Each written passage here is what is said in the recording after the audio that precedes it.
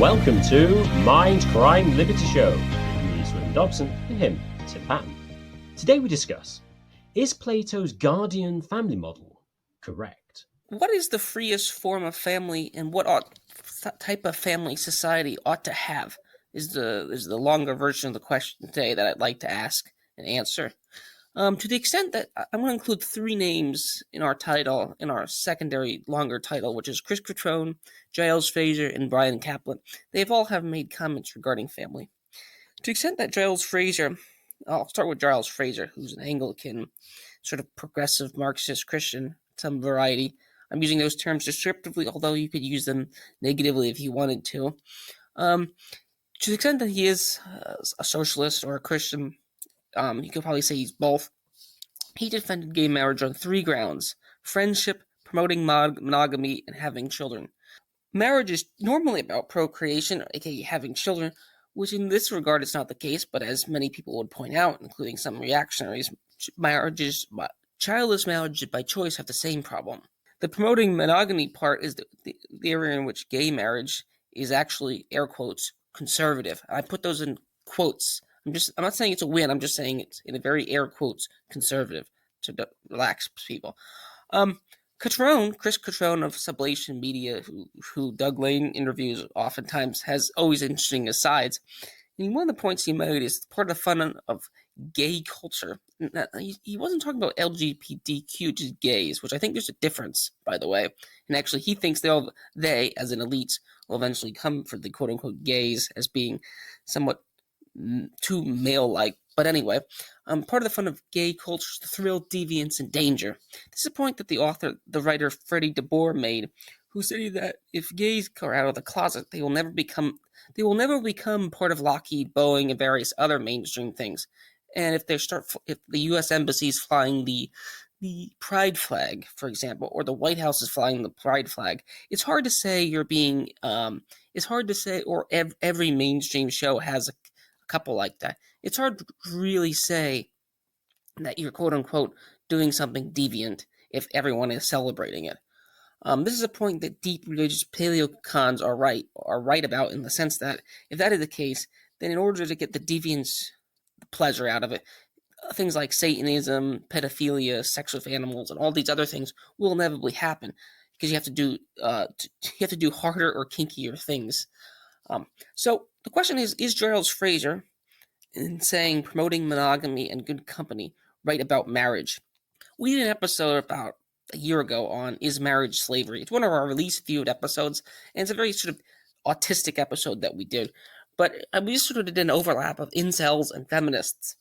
And the point is, and Brian Caplan, who recently came out against feminism on a letter to his daughter, Brian Caplan, by the way, agrees with a lot of the critiques many feminists make, despite being sort of an open borders, Cato-style, Reason-style libertarian. So when Kaplan's right about something, he tends to be very right about something. So this brings me to Plato.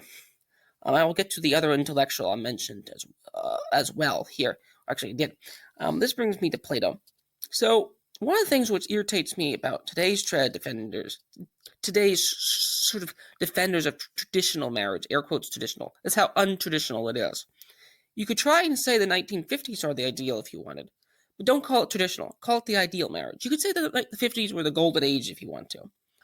There's some people on the left who sometimes do say that, by the way, because you have high unionization rates, at least in the United States, in the 1950s. This is, of course, for the third world. Marxists will just say that they're just part of the labor aristocracy, by the way. The 1950s, and to some extent before, starting in like the 1870s, were an aberration or drastic change, because women always worked, as some people would point out. Household or farm production was a thing. It wasn't careerism outside of your home, but the idea that most women were docile homemakers is false. That might have been true for some elite women in the 1950s or upper middle class, and it is true for some people who choose to do it today. But that wasn't really the case in the deep past, outside of elites. And of course, elites, in some ways, Elon Musk or Donald Trump, or not, whether or not they're quote unquote elites, but for our purposes, they're close enough. You get into an autistic discussion of what is elites here, but elites sort of always acted kind of crazy in that regard. Non-monogamy. So this is going to bring us, before I get to Plato, I'm going to bring us to Christianity. Many of the New Testament people of Christianity, which I think is our age, so to speak, even if you think it's false, we live in a Christian heritage society, both secular and religious people are both influenced by them. Paul seems to be sex, family / negative, and of course Jesus himself is celibate from all understanding.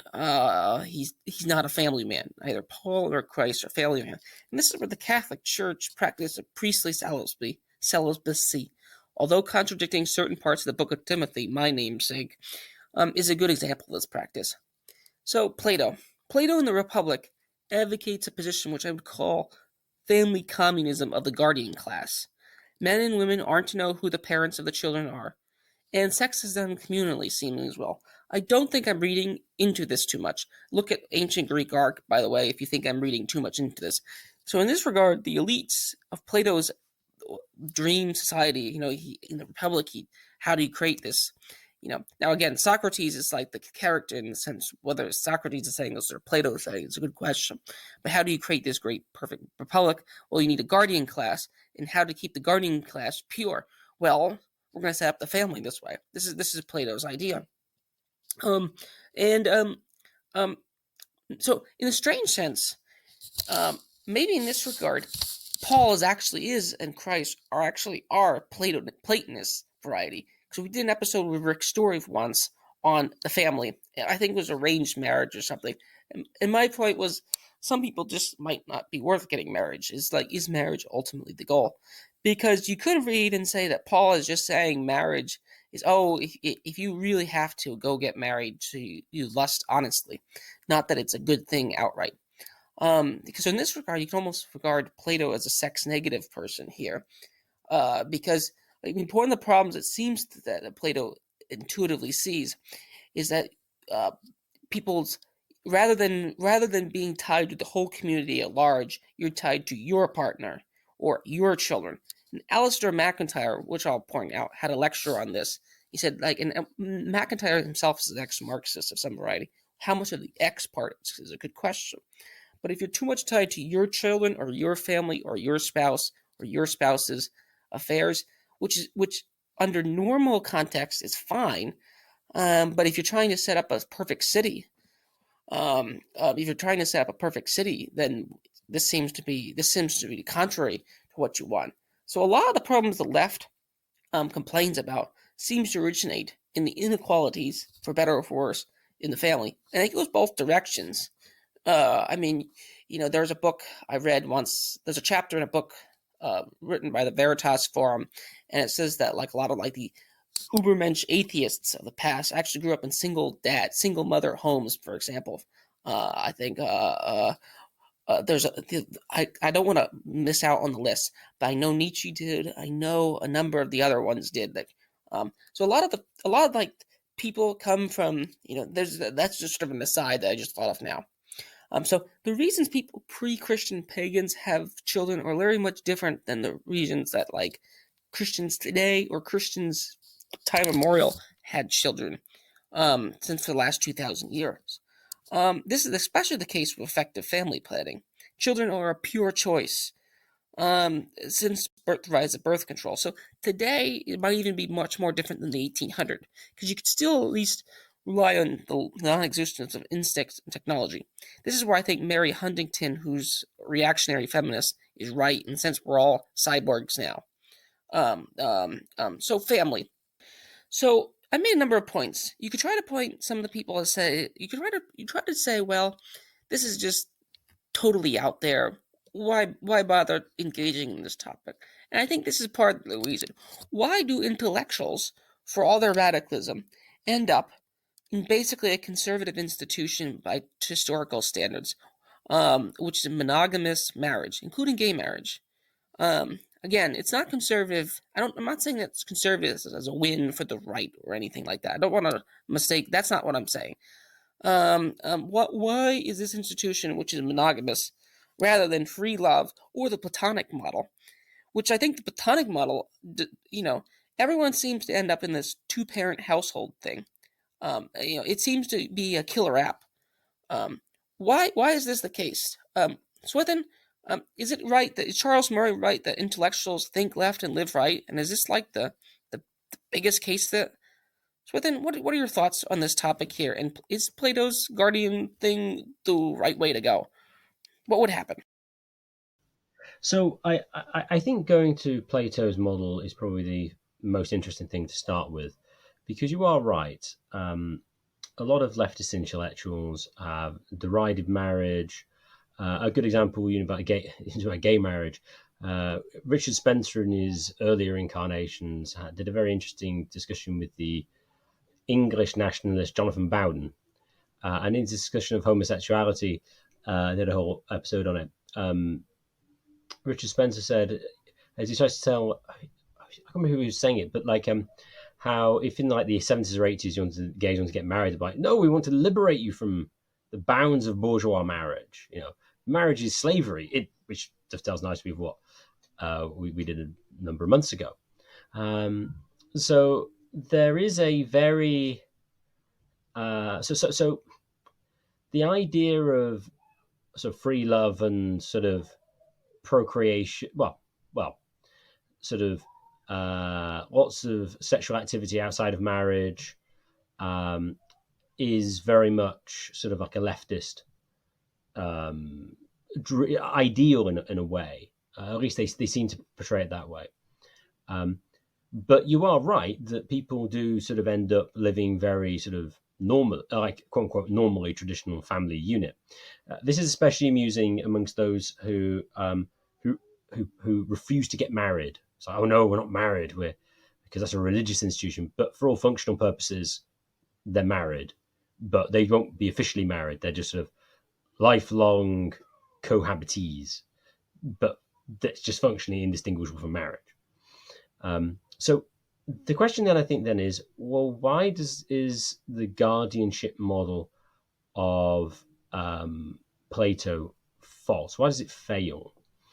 I think ultimately, if it was attempted to try properly, and it would fail, even amongst sort of like the guardian class, remember as well, this is only for the elite class, is because I think ultimately it comes from Plato's anthropology, which is false. Plato's dualism, well, I don't know if exactly, but Plato to a large extent seems to treat matter as bad. I'm not sure if he exactly goes quite that far, but he's very much the view that humans are pure sort of spirit. I was reminded of, I'm related to that as well. We're also immortal. We're also sort of like immortal souls.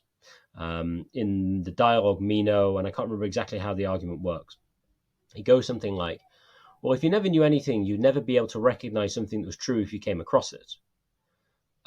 So you can't ever not know anything. Consequently, what knowledge and learning must be recollection. Well, recollection of what? Well, when we were a pure immaterial being beholding the forms, before we were sort of grossly incarnated into matter. So under the Platonic view, we're kind of immortal souls. Now, why do I think that that's relevant to Plato's model? Because animality, as it were, is sort of a purely incidental and kind of bad at the same time. It's not part of the essential being of being human. So, contrary to sort of Aristotle's, this is Boethius's definition of a person. An individual. Oh no, a person is an individual substance with a rational nature. Sorry, that's Boethius. Sorry, but so that would be consistent with Plato. But if you take Aristotle, this is what I was thinking of, that man is a rational animal. The animality and the rationality are both essential. Now, why do I raise this? Well, because when it comes to children, you can see people like to know things, and a lot of things they like to know about themselves. And one thing I think people will want to know is, well, where do I come from? Which immediately asks the question, well, who are your parents? Now, under a Platonic view, that question is merely culturally impose, or everybody knows who their parents are, therefore I should try and figure out who it is. But taking more of an Aristotelian position that sort of animality matters, and also as well that you come into being, because remember in the Platonic view, you really don't ever come into being, you're immortal. So there's no real question of causation. So in most cases, when humans ask the question why does something happen, the answer is in causal terms. Well, A caused B. That's normally the way it's explained. Now, you could have things that their own explanation, but what will count as your own explanation? I mean, not many things, and that's a big sort of argument for God's existence type thing. We don't want to go there. But people are intuitively, I think, care about that. And so if you did have the Plato guardianship model, you're going to have at least the children trying to figure out who their parents are. And from physical resemblance and stuff, that might not be too difficult in certain circumstances. And if that's the case, well, then the guardians, of course, could try and shoo them away, but that might be somewhat difficult. So I think sort of down the line, you might get some social pressure against the system. And then also as well, under the Platonic view, as it were, procreation of children, you're not bringing anything into existence. You are not sort of a genuine, well, maybe there are Platonists who would hold this, but a traditional Platon, not Neoplatonists, that, well, any Platonist who doesn't hold to the immortality of the soul could argue this. But insofar as you think that they are immortal, you're not bringing anything into being. You are not the sort of efficient cause of the, you're not the agent who brings them about. And so consequently, you don't really care about things in the same way because people care about things that they've produced. And even though it appears as though you've produced a child, well, you haven't really, because they already existed. And so taking Plato's anthropology seriously, then his model, I think, works. Insofar as the guardian caste believe it wholeheartedly, and the children do. I just don't think anybody would, because it's contrary to reality. It is the true in a certain respects that the parents are the cause of the children's existence, and they bring them into being, and there's real change. And people are always interested in things about themselves and where did they come from. And so to that extent, you're going to end up with something that will end up more like quote unquote traditional family arrangements. So I think it's possible that you can try, but I think it'll end up just failing. So I think that in a way explains why the left act right. Although interestingly, you could argue, and this is to McIntyre's point, you could argue that actually the left end up being sort of too individualistic. Rick would like this with respect to family. It's because what they do is they care about their only child, because typically they might only have one, possibly two. They'll generally have small numbers of children, and they will care insufficiently about society as a whole, which actually dovetails with Charles Murray's point that they actually act in sort of traditional family structured family formation ways, but they have insufficient concern for the social structure of society as a whole to promote it wholeheartedly to the lower classes, who are the ones who engage in much more family formation and dissolution, which interestingly, historically, it was only the upper class who did that because they're the ones who could afford to divorce. So TLDR, if Plato's anthropology is right, it works, and actually might make sense in that sense, because you could do away with unnecessary sort of ties to individual people. It's just that those individual ties to people are kind of necessary and are rational for the reasons I've outlined. Your point, the starting having a family for your kids or your spouse, is one of the ways in which family. This is where I disagree with Rick.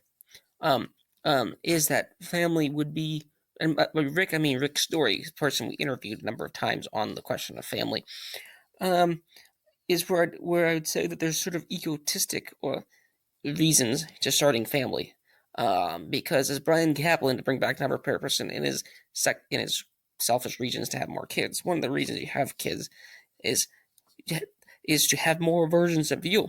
as Brian Kaplan would point out. Brian Kaplan's a big on IQ and inheritance. He's actually one of the few mainstream libertarians who's allowed to say things like this. He says, if you just want more people like you, just have lots of kids. There's almost an 80 to 90% chance that they'll end up almost very similar to you. There's a 10% chance they'll be totally reactionaries against you, but even there, if you believe in dialectics, then that actually is a good thing, which I know some people who might listen to this show will. So anyway, so creating children, you're creating your children. So this is an area in which, even I don't think the fact that the leftists, when they have children, give them lots of attention is necessarily a bad thing. Although whether they're good or bad parents is a good question here. But I do think family creates uniqueness, and family creates difference because there is, both regimes in Europe, the National Socialist ones as well as the USSR, tried to do sort of experiments like this, and even groups like the Boy Scouts and the Girl Scouts of the United States have their, in a way, are descendants of this, which is the idea that family, like the fact that people are raised differently, just makes it harder to create a mass society. Public schooling clearly is part of this too. So like I assume you don't educate your children the same way that the public school would educate them, and I assume that that's also true for quote unquote left wing homeschoolers, by the way, too. I mean, this is Ivan Illich 101, so far. So child raising, which is done, it ends up being very individualistic, and quote unquote diverse. I'm using that word with air quotes, diverse here. So it just seems like, for better or for worse, if you didn't know your children, you might be able to actually do the leftist program better than if not. What would you make on this point here, Swithin? Would you say that people start families for egotistical reasons? They might not publicly admit this, by the way. But see, under the platonic model here, which no one takes up here for the most part, people that wouldn't be allowed. All children would be your children in a sense, or all children the guardian class. Now remember, no one believes in. This is where Plato borrows scholars from Aristotle. No one believes in the idea there's a class of slaves and there's a class of free men who should rule. So the John Locke and the Rousseaus and the John Stuart Mills and all these various other intellectuals who have come between now and then, including the Christian ones, have sort of universalized everything. So whatever the elites do, everyone has to do, for better or for worse. Feminism, whatever the case is, everyone has to do. There's no differences, So what do you make of this? What do you make this question only your question here? Would this resolve a lot of the favoritism problems that result from families, or disfavoritism? Because disfavoritism can also work out, because sometimes just having bad parents is actually bad, but intelligent parents might actually be a good thing too. Swithin, what would you make on this point? I there can be bad favoritism when it comes to sort of nepotism when it comes to children. You'll have parents covering up the crimes of their children, etc., etc. I think that's entirely correct. I think, though, a lot of the intellectuals who want to raise children in common probably haven't raised children before, because children, to a large extent, can be deeply unpleasant, annoying people. They can be very lovely, but a lot of the time they're very, very, very annoying. And to actually have people who have an interest in raising them well, you need something there to give you the motivation to treat them well. And to a large extent, them being yours in the relevant sense is that motivation. And of course, as well, I mean, implicitly, you could argue sort of genetic lineage, etc., somewhat of Brian Caplan's point. So whilst it clearly can be perverted, it seems clear that the affection that parents have for their own children actually drives them to be sort of treated and raised better on average than they otherwise would be. I mean,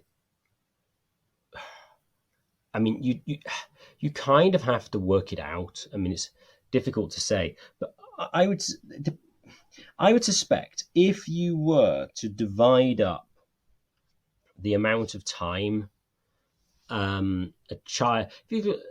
child spends in various institutions with their parents and schools and things, I wouldn't be surprised at all if school teachers, for instance, were more of a threat to children than their parents are on average, even if I'm pretty sure parents statistically are more harmful for their children. That's probably on the basis that they see them more often. Now, of course, you could always claim, well, yes, this is a problem of the schooling system itself. Yeah, fine, I accept those points. But it seems, despite the fact that parents can be bad, they seem to be the best option that we kind of have. And they say that's on treating them badly side, and also sort of covering up for crimes and stuff that you otherwise wouldn't want to do. But that's just an extension of having friendships with people. I mean, you could argue then that the perfect world is kind of the one where everyone treats everyone like a vending machine. This is interesting, actually. What Joe Salerno, the Mises Institute associated economist, interprets Frank Knight's formalization of the model of perfect competition, where with perfect egalitarianism, no one has any power over anybody else, and everybody effectively treats everybody else like a vending machine. It seems that if you do want the kind of perfect equalities, kind of sort of guardian class platonic view, that's the way you kind of end up. And it seems to me that once you realize that doesn't seem to me to be leading to optimal outcomes. If anything, that just is going to create a system of neglect and indifference, which is, I think, it's worse to have a society entirely permeated with indifference than one with like 90% love and 10% hatred. That would the 100% indifference would seem to be a far worse situation. Was there a question I missed that you asked? No, your point, we sort of hit the second question now. I mean, Mark Fisher complains about how universities today, in capitalist realism, complains how universities, we've discussed this book before, that teachers and professors, including college professors like him, have to take up the role of parents. And I sort of discussed, well, why is that the case, Mark Fisher? Maybe it has to do with maybe it's not just due to capitalism. Maybe it's due to social movements which are behind, which have undermined the family. That's the reason why. He complains that students are barely socialized, and which might be true, but then you have to think about that in the case. And if you just blame it on capitalism, if you just want to blame it on capitalism, this thing, you have to ask, well, where does capitalism come from? Aren't universities part of capitalism? Also, or at least the modern, actually, if anything, modern universities are like the worst version of statist capitalism, which many of these intellectuals work at. But anyway, moving on here. So I more or less discussed the question of why intellectuals are boring when it comes to family. We've basically hit that point.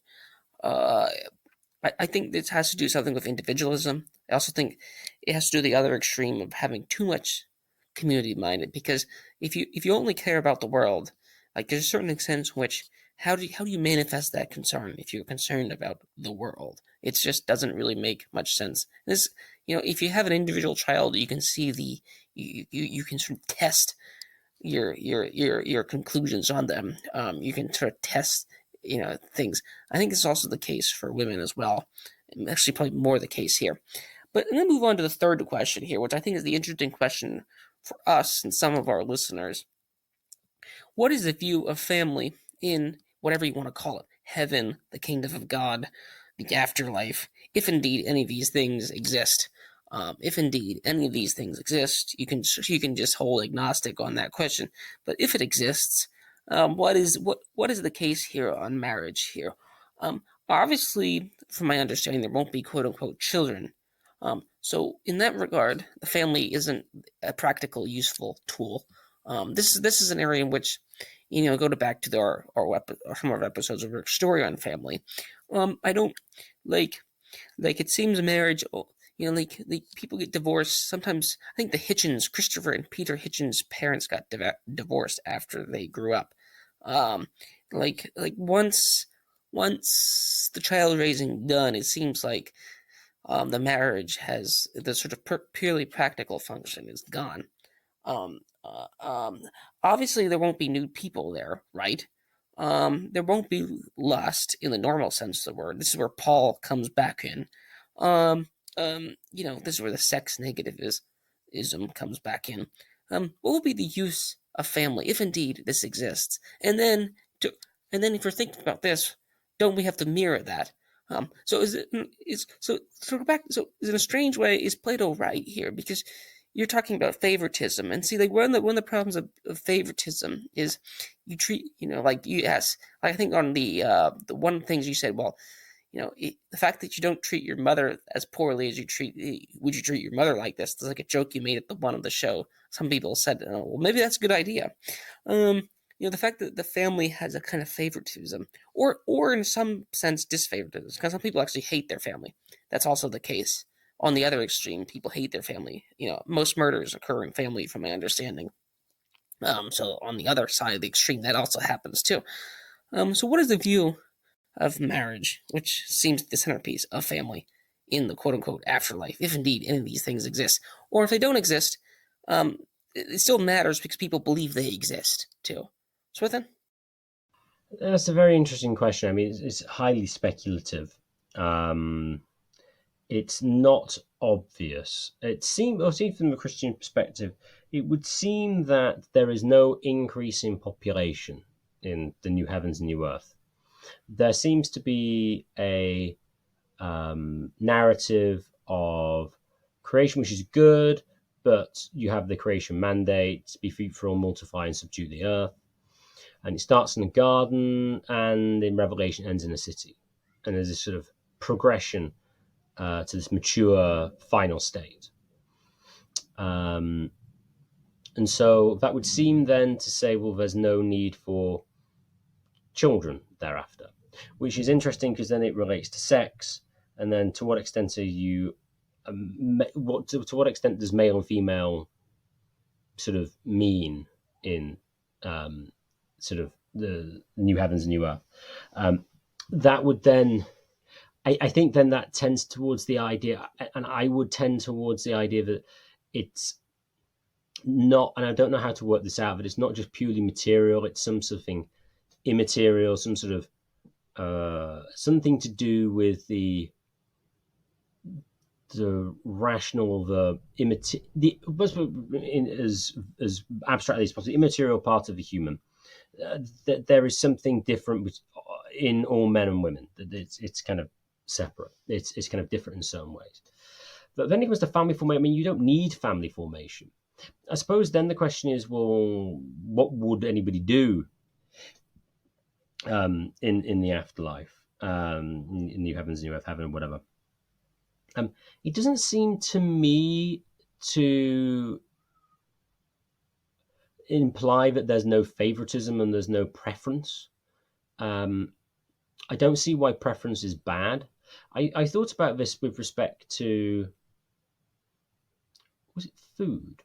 I think I was thinking about, even if you had a sort of like a perfect, I think I was imagining somebody who was interested in food, who would try everything and try to cultivate a like a discerning disposition, and they would be able to recognize, for instance, well, this is a good version of a key lime pie, or this is the best version of key lime pie. This is the best version of Philly cheesesteak. This is the best version of beef stew and dumplings. Whilst being able to say, but I prefer beef stew and dumplings to a Philly cheesesteak. To me, that seems to be a perfectly reasonable position to have based on your own sort of preferences. And I think preferences are not they're not irrational. I mean, you can recognize the good that is there in the external world, but then what is good for you? I mean, that's kind of your decision in that way, and you can be kind of discerning critic in that sense. Now, why do I mention this? Well, why couldn't the new heavens and new earth be like that? It seems to me intuitive that people have preferences and prefer to be with somebody rather than somebody else. Not that anybody else is bad necessarily or wrong. It's just that, well, there's things you prefer and things you don't prefer. That seems to be intrinsically human. Now, I suppose you could argue there are other reasons for this, but I mean, just thinking about that point, Jesus, when he does his post-resurrection appearances, doesn't appear to everybody. He appears to some people. And he seems to want to appear to the people who were closest to him to begin with. Now, you could argue, well, those are the ones who had the greatest felt loss. Fine. But there does seem to be a preference demonstrated. I mean, why not just appear to the whole world? Well, I suppose that's what the atheists would say. But going on my food, and I think with art as well. And the reason I mentioned with kind of art and things was just that, and food was, if you had like a really, really globalized world. So imagine, for instance, that everybody had these astonishingly fast flying cars, and transport was really, really easy. The reason you use flying cars is because flying cars seem to be realistically the best possible form of individual transport that you could ever have.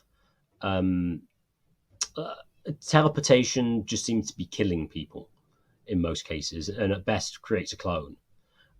So let's leave teleportation aside, because there's too many philosophical issues with teleportation when it comes to transporting things that are live.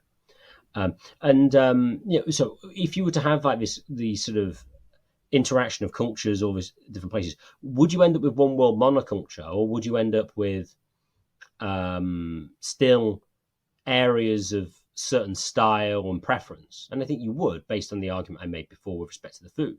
And I think that would extend to artistic work, clothing, etc. And so on that same basis, then, I think that there is no reason to expect why New Heavens and New Earth wouldn't be like that. And so preference would be there. And so insofar as you got on very well people in the earth on here, there's no reason to suspect why that wouldn't be replicated in the afterlife as well. Now, exactly how that forms and whether you need family formation in the same way, it would seem, well, probably not, because there's no children required. But insofar as preference is rationally defensible, and not everybody has the same preferences, you're going to get different people and different cultures in different places, and it's not going to be one sort of global monoculture, which I think is actually consistent with Revelation, in that every tribe, tongue, and people worship the Lamb that was slain. There was still distinction, and so I think that would at least give you a reason to suspect why that would continue. Have I answered your question? Oh yes, that was a great answer, by the way, Swithin, on the question. Although it does in my mind highlight the role that how it makes me think that children are actually one of the strange ways in which the current existing world is actually quite good. Um, you know, even if you assume children turn into like the worst person, like you think of the worst enemy. So like for the right, it would be something like all children turn into Marxists, or for the left, if it was all children turn into Derek Chauvin or Mussolini. Strange way, like that's the kind of freedom of or determinism that children having future generations, having future lines, which actually I think one of the reasons why on the margins I sort of dislike the anti-natalism culture that seems to exist here. Although I do make the argument that people shouldn't fetishize children. They'll just end up being very much like their parents, just with slight variations. So maybe I'm contradicting myself. I probably am. So yeah, I think we basically hit all the main points I want to do in this episode. I do wonder why this doesn't get tried. I do wonder why intellectuals end up in the same. I mean, I like Glenn Green. Well, again, I'm more of a Christian sympathizer than you. My exact position is complicated here. But Glenn Greenwald ends up to being the most boring bourgeois. A lot of these, there's one view of the LGBTQ is actually just trying to bourgeois and boringify all this sexual behavior that has resulted in the past 60 years, which went public. I mean, that's one argument. The other argument is that it is exactly what the religious right says it is. But that's one way to think about the last 60 years here. So again, I'm fairly agnostic on certain of these questions here regarding these and their answers, at least on the intellectual realm. But as far as but here I'm more or less defending the viewpoint that if intellectuals are really serious, I think they have to think about the origins of their family and like why is it the case that it's so thick, to use the libertarian metaphor of thick versus thin. It shows up in many places. And actually the outlawing of sex outside of monogamous marriage, and Unwin gets to this. Like people will point to the ancient Greeks being homosexuals, but it's almost like all like child rape, basically what they're talking about. Like if it happens amongst Greek soldiers before wars, or if it happens amongst Roman patricians and their slaves. I mean, these aren't normal. I mean, maybe Jeffrey Epstein is an example of this, but this isn't normal. This isn't considered beneficial, air quote, behavior. Although this is what Milo Yiannopoulos stated anyway, lol. But this isn't included beneficial. And this actually helps women too. This is another way in which the incels and some of the people on the online right will point out like the Christianization of sexual norms. Like this whole consent culture is very Christian in its heritage. It just further extends the fact that marriage. It's actually a harm to elite, the fact that they can't have 10 wives. They have to have one wife, not 10. For elites who can afford that, or multiple wives, they can. I mean, I think King David. I mean, I was reading in preparation for this, had an affair for some variety in the Old Testament. Although my Old Testament, I'm not as well schooled in that, so I don't want to get too much aside. But so like the sex negative stuff. I mean, I think there's a good reason why Christianity is sex negative, contrary to what many people think. Even if you hold technology. Like, even if you grant technology, modern technology throughout history, if you want to say that, like a lot of sexual relations by modern standards would be non-consensual basically any time before the year zero, like like in the ancient world, by modern standards. So that's my concluding remarks. I think intellectuals should think about this. I mean, especially people who say they're Platonists or descendants of Plato. Like, remember, Plato's ideal city. He discusses like how do you form, and it seems like family is just the missing key here. That'd be my point. I mean, I think that's what I'm going to use like Khmer Rouge, or whatever I say it. I've only ever read it. Because certain of these norms are so thick.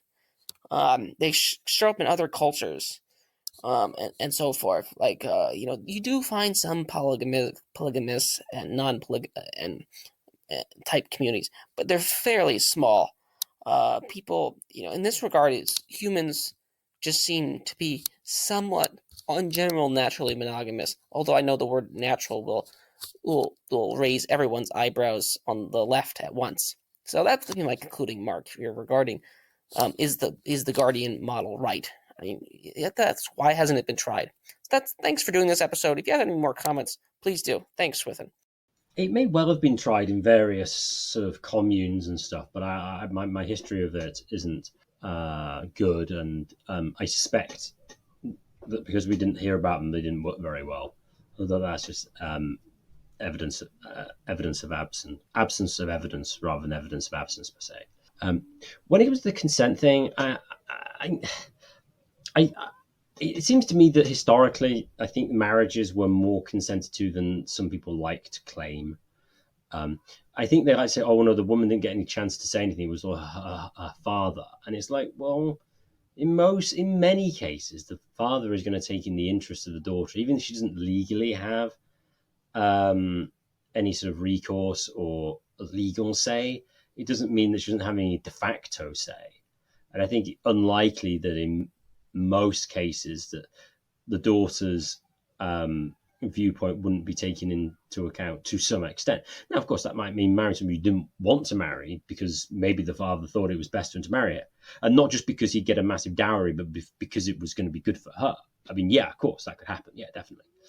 But I'm skeptical of the claims of that somehow women were just bought and sold and they had zero influence on what their husbands and fathers did, because it just seems to be contrary to reality. A good example of this, just biblically, is Jezebel. Ahab, to be fair, doesn't seem that bad of a guy. He's just really weak and just does what his wife wants him to do. I mean, it's pretty. I mean, not that Ahab was a great guy, but he doesn't seem particularly bad per se. He just sort of does what his wife tells him to do. So that's just an example. Oh yeah, I agree. I agree with your point here. I know I said I wouldn't make any more comments, but I agree that there isn't that not all. But if you want to say that if you want if thinkers on the left want to say that homosexuality is actually rooted in ancient history, fine. But almost all, like, if your example is of the Roman patrician going after the young boy, I mean, like this is not an example which seems this seems to say the wrong conclusion of anything. If that's your example, the monogamous family is a Christian. The monogamous by nature, like hyper. I think I forget what one calls it, but like intellectual monoganism of two adults, or basically anybody over 12 or 14. Well, you can lower the age. I mean, I agree with the invention of adolescence claim. Um, um, or some version of that. That's you could try to say it's actually an Abrahamic inheritance. Well, actually, it might be. The major monotheisms, Judaism, Christianity, Islam, they actually might have more in common regarding family. And actually, I suspect they do. But those things are heritage here. They're not the consent. Like you could say the consent control has run amok, but that it does have its origins in Christian culture. Would you agree? Oh yeah, certainly. Yeah. I think that's definitely the case. I think Rick Story argues that sort of the I do thing was an implement from the potential. The bride was part of sort of was influence of Christianity that hadn't previously existed, and also interestingly raises the legal status of children as well. But yes, I'm not saying there's no change. It's just that I think that there's an inaccurate portrayal of how things actually operated in the ancient world. That's all. With that, I'd just like to thank everyone for listening. If you've enjoyed this podcast, please share it with your friends and family, and subscribe to us on Podbean and on YouTube. The more subscribers we get, the higher we get in the search rankings, and the more people can access this material. And if you'd like to contact the show for any reason at all, please contact us at mindcrimelibetyshow@gmail.com. That's mindcrimelibetyshow@gmail.com.